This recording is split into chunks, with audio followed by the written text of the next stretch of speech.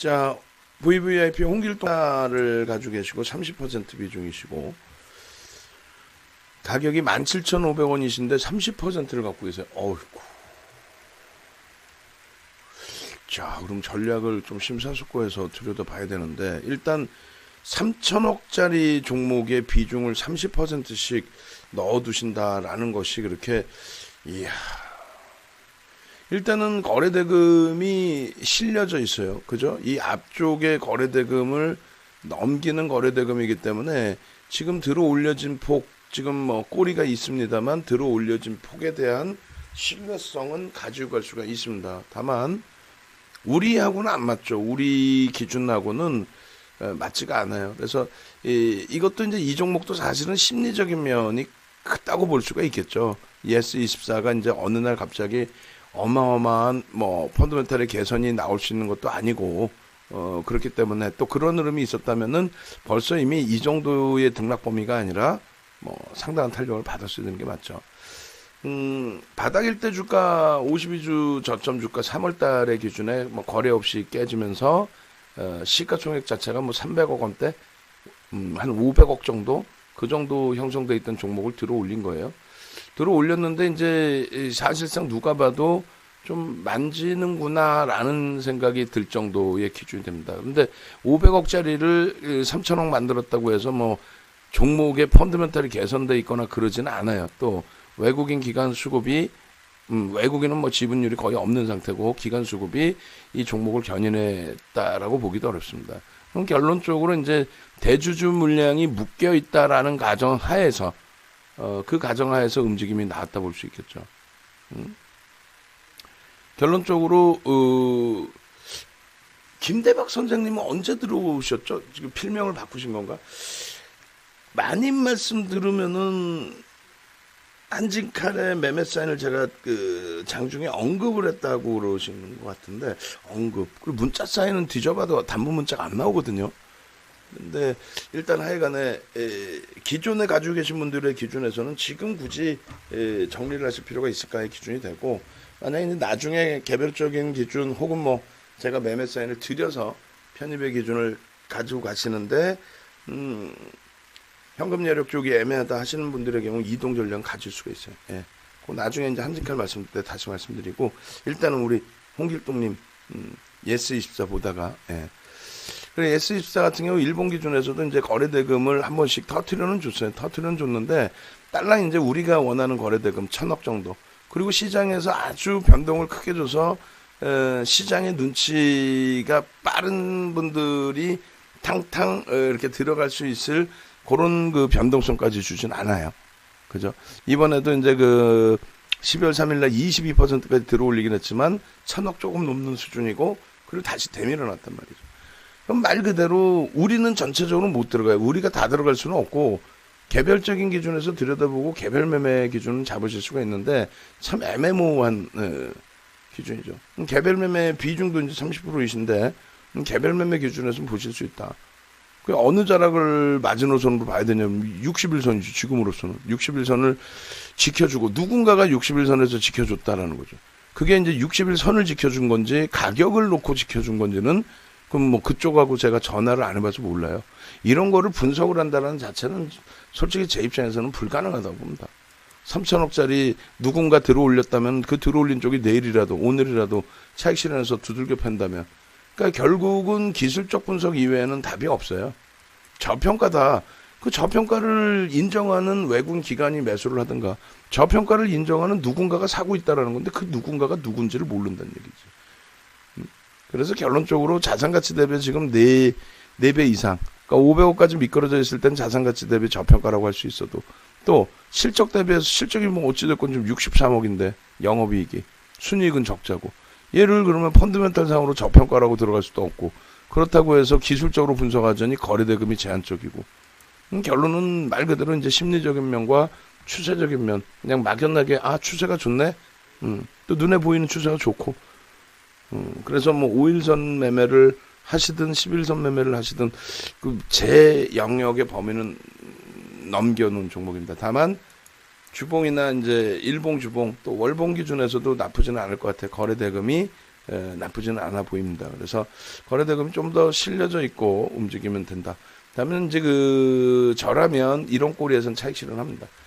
후행성의 기준이 아니고 꼬리 대비 우린 짤없잖아요. 고점 대비해서 가지고 오신 가격 뭐 지금 이제 17,500원 이제 사신 것 같은데 제 입장에서는 그냥 어차피 방 안에 들어오셨으니까 정리해서 주력 종목으로 옮겨 타시고 얘가 더 가든 말든 이제 안 쳐다보는 걸로 쳐다보고 계시면 결국은 왜 가는지 모르는데 만약에 더 갔다 급등이 나와버린다 그러면 이런 종목만 따라잡게 된단 말이에요. 계속 투자 패턴이 망가지죠.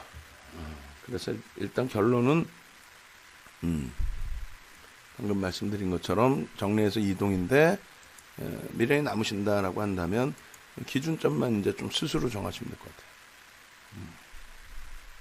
이거는 뭐 굳이 3분의 의미 부여하기는 어려울 것 같습니다. 뭐 17,000원 이탈되면은 손절 범위 설정하셔도 나쁘진 않겠죠. 모다이노칩 89%의 대주 지분에 3,000억 정도의 시가총액. 일단은 1,600원까지도 미끄러졌을 때가 있네. 1,000억 원대. 이쪽에 이제 뭐 대주주가 대명화학으로 이제 되어 있고, 이쪽은 주가에 관련된 관심보다는 뭐 회사의 실적 부분이겠죠. 뭐 그냥 실적이라기보다 고정거래처 기준에서의 안정적인 매출 순이익이 작년에 좀 많이 줄어 있네요. 이거를 얘도 뭐 저평가다 이렇게 할 수가 없어요. 그러니까 많은 분들이 어떤 분들이 계시냐면은 이런 경우가 있어요. 이걸 전문가가 추천했다는 건 아주 못된 인간이고, 거래량이 없으면 뭐가 어찌됐건 저평가네 뉴스 자체를 이런 거는 스몰캡에서도 잘 보고서를 안 낸단 말이에요. 결국은 뉴스거든. 뉴스 내지는 뭐 하여간에 결론적으로 뭐 예를 들어서 이런 비이성적인 거래가 한 번씩 터질 때 그래봐야 거래량도 그렇게 뭐 월등하지는 않았을 것 같은데, 예를 들면 뭐 900만 주가 터졌다 이런 날, 물량바지 시키는 거죠 이게. 이거 끝내줍니다. 뭐가 어떻게 해서 끝내주는데 거래량 자체가, 거래대금 자체가 안 나오잖아요. 얘네들은 분석 자체도 안 돼요. 딱 요만한 시가총액 사이즈에 맞는, 시가총액 사이즈에 딱 그 정도에 맞는 등락 범위를 가져가는 종목이라는 거죠. 매출이나 모든 게.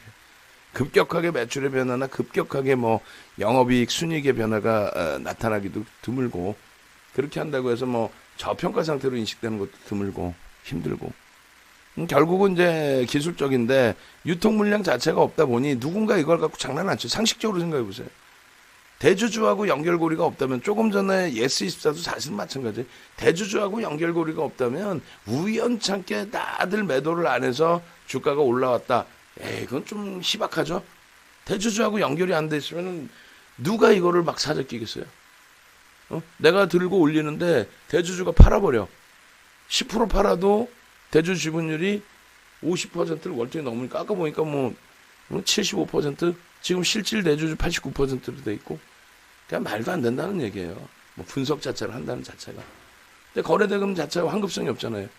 정리죠. 뭐 무조건적으로 정리해서 빠져나오는 것뿐이 안 돼요.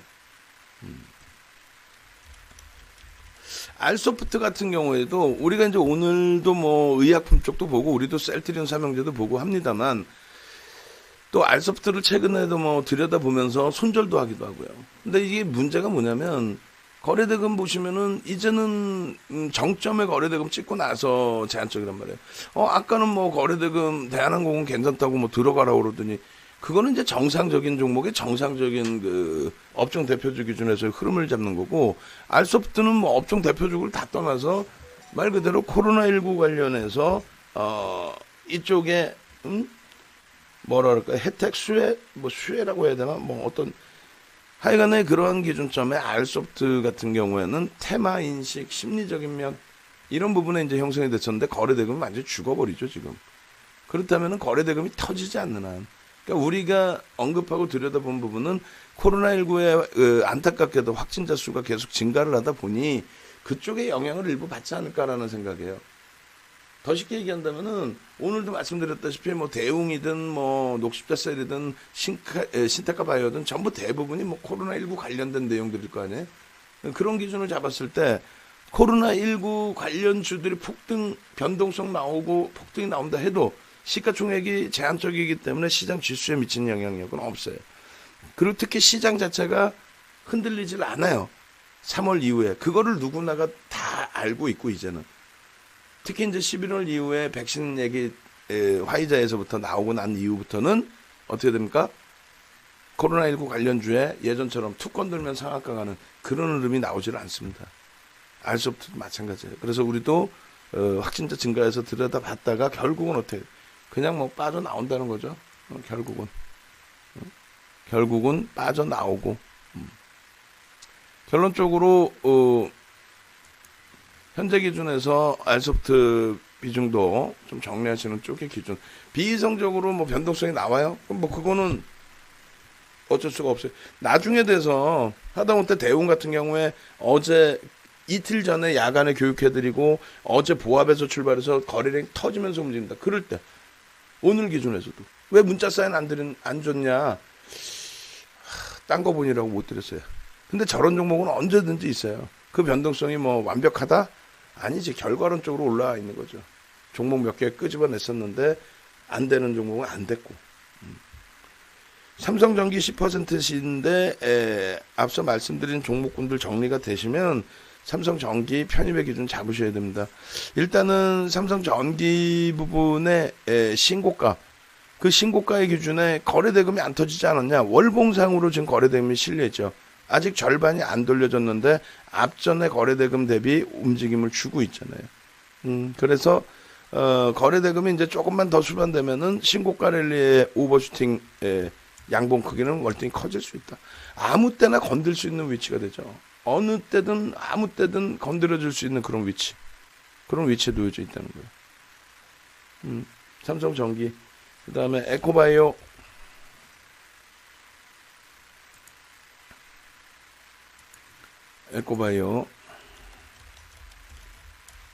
에코바이오 놓고 보시면은 어때요? 에코바이오 기준도 지금 거래량 부분이 어제 이제 터져서 290만 주인데 1000억짜리는 안 돼. 우리도 뭐 지금 인바이오에 이렇게 들여다보고 있는 관점이 있지만 그건 신규주에 대해서 한 번쯤 때가 타지 않아서 유동성이 제한적인 상태, 유통 물량이 제한적인 상태, 그 상태에 이제 그 가벼움을 한번 가지고 가보자 해서 지금 현재 기준에 한 4%까지 편입을 한 상태가 되는 거죠.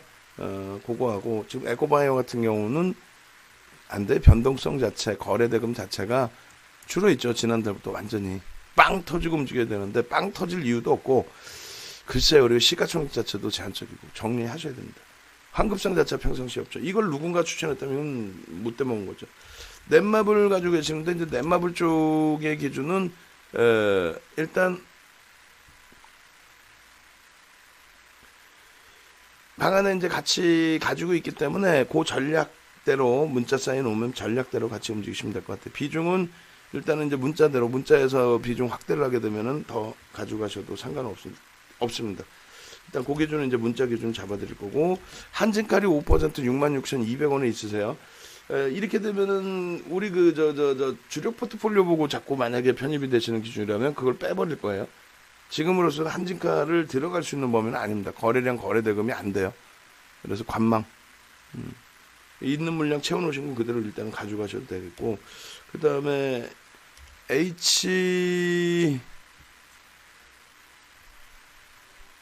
HDC인가요? HDC 현대산업개발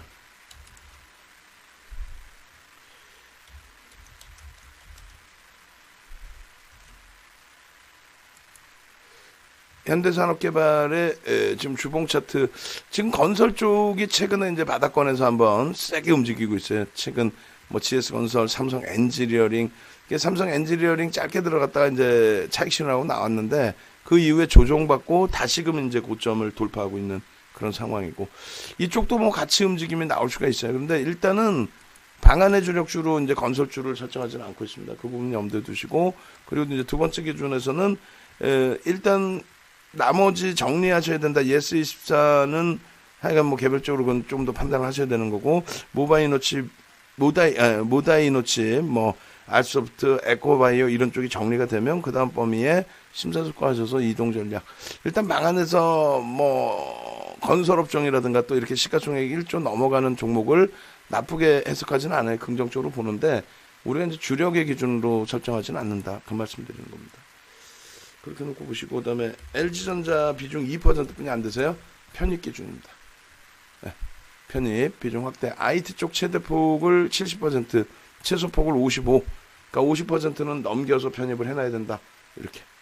그렇게 해놓고 보시고, 그 다음에 하오사한님께서 일양약품 왜 움직여요 하셨는데, 뭐 이슈죠 그냥. 자, 이런 내용을 그래서 그 말씀을 드리면은 이 기준이에요. 오늘 공시가 있었느냐는 거지. 그리고 공시가 있었다면 그 공시가 변동성을 줄 만한 공시냐는 거지. 예? 없죠 지금. 거래소 공시 없고 금감원 공시는요 없어요. 그럼 뭐예요? 뉴스지 뭐. 개뿔. 아까 방안에서 그 일양약품을 하오사님께서 흐드드 이렇게 해주셨네. 그때가 아마 제가 딱 우리가 같이 올려주셔서 봤을 때가 9%인가요? 그렇죠? 9%. 그러다가 빠바방해요. 누군가 건드는 거지. 그러니까 프로그램 쪽에서 들어오는 건 뭐라고요? 이거는 인덱스 쪽에서 들어오는 게 아니잖아요. 인덱스가 아닌, 그러니까 지수 관련된 프로그램 매매가 아닌, 비차익 거래의 기준에서 소규모 자산운용사나 아니면 일인용 자문사에서 들어오는 물량이다. 그렇게 해석을 하면 된다 그랬죠. 그렇게 하고 그 다음에 이 거래량을 누가 맨 처음 터트려줬겠어요? 시스템 매매하는 친구들. 매수매도. 그러고 있는 거야 그냥 하루 종일. 왜? 그렇게 했을 때 파킹 물량이 들어오잖아요. 한국경제TV나 뭐 케이블 TV 다 돌려보세요. 자, 일양약품을 끝내줍니다. 제가 이거 추천했죠. 체제바닥에서 내가 추천했죠. 보셨죠? 뭐 이렇게. 그러면서 기술적 분석은 아예 할 줄은 몰라요. 기본적 분석은 할 줄 아나? 기본적 분석도 못해. 기술적 분석도 못해. 기본적 분석은 시장에 나와 있는 거 뉴스 쪼가리 읽고 앉아있고, 기술적 분석은 말이 그냥 뭐 추세 그려놓고 5일 전을 돌파하면 이거 60일 전 돌파하면 60일 전이 뭐 60거래일 동안의 종가상의 단순 산술평균인데 가중치도 아니고. 결론적으로는 보조지표 이용할 때도 보조지표가 왜 그렇게 생성되는지에 대한 원리를 모르는 상태에서 들여다본단 말이에요. 단순하게. 그러면 이걸 만지는 쪽은 한 단계 더 위에 있다는 거죠. 어찌됐건 결론적으로 일양약품의 지금 이러한 그 등락 범위의 기준은 공시 아무것도 없잖아요. 근데 뒤에서 누군가 재료를 알아? 그럼 불법이지. 주가 조작이지. 뉴스도 없고. 왜 움직여요? 그러면 이제 막말로 이제 끝나고 나면은 이제 거기서 기자분들이 써놓죠. 이래해서 간 것 같아요. 뭐 이렇게. 그럼 방송 나와서 그거 보고, 아, 이거 이래서 갔어요. 이렇게 얘기하죠. 네, 없다라는 거. 아무 내용이 없다는 거. 하다못해 대형주도 수급 논리에 의해서 대형주 어느 날 뭐 주가 빵 치고 올라와요. 예를 들어서 뭐 건설주가 됐든 어떤 종목이 됐든 우리 기준에서 만도가 빵 치고 올라서 하루 10%씩 올라왔어. 근데 오늘은 밀려. 그럼 그날은 뭐 수주를 한 100억이 아니라 1조씩 막 받아오고 오늘은 수주 취소가 돼서 밀리고 막 그러나? 아니죠. 이런 날 왜 올랐어? 외국기관이 사니까 올라죠. 이런 종목. 시가총액 이제 2조 넘는 이런 종목은 이날 외국기관이 사니까 들어 올려주는 거예요. 수급 논리에 의해서. 왜 샀어? 그냥 사니까. 근데 그러니까 왜 그냥 사는데? 누적적으로 실적이 개선되니까. 근데 일양약품은요. 앞으로 계속 실적이 개선된다? 외국기관이 막 사야지. 외국기관이 막 사나? 한번 볼까요? 안 살 것 같은데. 저도 정확히 몰라서 그래요. 외국기관이 막 사는데 이렇게 주가 내려올 일은 없잖아요. 1조 3천억짜리. 개인들이 많이 뺏겨서 땡겨보니까 뺏긴 거 하나도 없는데. 그죠? 고점 대비 35% 왜 밀렸어, 그러면? 모르는 거야. 왜 밀렸니? 그러면, 낙폭과대요. 자기들이 여기서 얘기했잖아요. 윤정도는 이런 종목 얘기할 때 뭐가 어쩌고요? 이런 얘기 안 하잖아요. 이런 종목 얘기할 때 뭐가 어쩌고요? 이런 얘기 안 하잖아요. 결국은 이런 날 올라갈 때 신문 기사 보고 나와가지고 있잖아요. 얘가요 지금요 개발하는 게 있는데요. 이게 어쩌고요 저쩌고요. 그렇게 해서 올라갔다고 쳐. 그 다음에 왜 밀리냐고 여기서부터. 개발이 실패했나? 그럼 실패했다고 치면은 그러면 왜 고점에서부터 밀리다 여기 오늘 아까 질문 주신 것처럼 왜 오르냐고. 장난치니까 오르는 거죠. 요 만약에 만에 하나 꼬리 달고 내려와요. 그럼 왜 밀려? 그럼 결론적으로 기술적으로 뿐이 해석이 안 돼요. 들어 올려진 거는요. 수급 논리죠. 다른 쪽에서 움직이니까 수급이 붙어서 하고 간 거야. 그 다음에는 수급이 더 들어와서 치고 가야 되는데 그렇지 못하고 눌린단 말이에요. 60일선의 눌림에 대한 해석은 누구나 다 보고 있는 거잖아요. 들어 올리던 쪽이 나 이거 한번 더 들어 올릴까 해서 치고 올리면 뭐 더 가는 거고. 뭔 소리냐면 60일선에 대한 의미는 없어요. 60일선 뚫고 올라가면 외국인이 막 때려사나? 윤정두보다 똑똑한 외국인들이 딱 보고 있다가 기관들이 딱 보고 있다가 61선 빵 치고 뚫고 올라가니까 야 큰형들이 이거 사줄 거야. 61선 뚫고 올라왔으니까 이거 뚫는 놈이 사주겠지 하고 자기들이 큰형인지 모르고 외국인이 막 때려 사갖고 올릴까? 그러니까 말 그대로 심리적인 면을 이용한 우리 많잖아요. 우리 자산 크신 분들 많잖아요. 우리 누구라고 또 말씀드리긴 그렇고 그죠? 자산 크신 분들이 많아요. 자산 크신 분들이 여기서 그냥 진짜 말 그대로 한 50억 사버렸어. 한 분이. 그럼 어떻게 해? 우리조차도 5분봉에서 거래 터지고 올라가네요. 따라붙겠지. 그래서 철저하게 기술적 분석을 하려면 철저하게 어떻게 거래 터지고 대응 쉽잖아. 생각해보니까 쉽죠. 분명히 화요일날 야간에 교육해드렸고 수요일날 야간에 교육해드렸고 시간에서 거래가 있었습니다. 내일 만약에 갭상승에 뭐 거래량이 얼마 터지면 되겠습니다. 근데 그 거래량 1000만 주를 잡아드렸는데 그 1000만 주를 넘겼죠. 1600만 주죠. 개장초부터 터졌단 말이야. 그리고 나서 오후장에 확 치고 올라왔죠. 사실은. 그럼 개장초에 거래량 터진 걸 보고 있다가 왜 1000만 주 대비해서 100만 주 이상 터져놨으니까 쭉 보고 있는데 밋밋하다 갑자기 여기서 빠바방 그럼 솔직히 먹을 거 없어 별로. 오늘 기준은 오늘이 사실은 대박인 거죠. 오늘이 어제보다는 어제 캔들로 일봉으로 보면 이거 대박 난 거 같잖아. 막 윤정도도 떠들고 외부에 있는 친구들도 다 지들이 샀다 그러고 결국은 오늘 같은 경우가 대박이라는 게 어제는 막판에 확 들어올린 거 아니에요. 그러면 솔직히 어떻게 보고 있냐고. 아예 거래 죽었네 끝났네 하고 있다가 막판에 확 들어올린 거. 누가 알아 이거를. 뉴스 나온 거 가지고. 그럼 그 다음 범위는 뭐예요? 그 다음 범위에 오늘 기준에 미끄러져 내려갔는데 올라간다라는 건 누구도 알 수가 없지. 왜 올랐어요? 그러면 뉴스 보고 또 떠들어야지. 그러니까 이 기준에서는 결론은 들여다보고 있는데 누군가가 건들더라. 건들고 미끄러진 다음에 다시 이 위에 있는 물량 저런 물량 53,000원에 15,000주 누가 사줘야 될 거 아니에요. 그거를 누군가가 들어 올려줘서 사주더라. 사주는 거를 전화해서 알 수 있는 게 아니니까 지켜보고 있다가 누군가 사서 거래가 터지면서 들어 올려지면 그때 따라붙는 거죠. 지금 공시가 단 한 개라도 있어요? 공시도 없는 상태에서 뭐 어쩌고 저쩌고 얘가요. 이거는 다 그러면 불법이지. 응? 주가에 크게 영향을 미칠 수 있을 만한 내용은 무조건적으로 공시를 하게 돼 있어요. 응? 수주 규모라든가 이런 부분. 응? 인바이어 돌리네요. 좀 세게 돌려야지 돌리려면. 그래서 그런 의미로 보시면 되겠습니다. 그리고 우리 홍길동 선생님은 다시 영상을 올려놓을 테니까 나중에라도 한 번 더 들어보시고 참조하시면 될 것 같습니다.